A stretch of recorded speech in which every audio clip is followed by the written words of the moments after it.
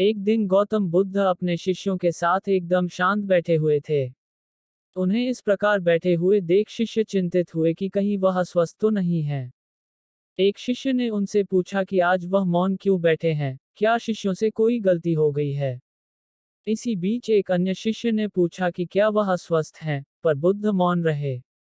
तभी कुछ दूर खड़ा व्यक्ति जोर से चिल्लाया, आज मुझे सभा में बैठने की अनुमति क्यों नहीं दी गई है। बुद्ध आंखें बंद करके ध्यान मग्न हो गए। वह व्यक्ति फिर से चिल्लाया, मुझे प्रवेश की अनुमति क्यों नहीं मिली। इसी बीच एक उदार शिष्य ने उसका पक्ष लेते हुए कहा कि उसे सभा में आने की अनुमति प्रदान की जाए। बुद्ध ने आंखें खोली और बोले, नहीं, वह अछूत है, उसे आज्ञा नहीं दी जा सकती। ये सुनकर शिष्यों को बड़ा आश्चर्य हुआ। बुद्ध उनके मन का भाव समझ गए और बोले, हाँ, वह अछूत है। इस पर कई शिष्य बोले, हमारे आश्रम में जात पात का कोई भेद ही नहीं, फिर वह अछूत कैसे हो गया। तब बुद्ध ने समझाया, आज वह क्रोधित होकर आया है। क्रोध से जीवन की एकाग्रता भंग होती है।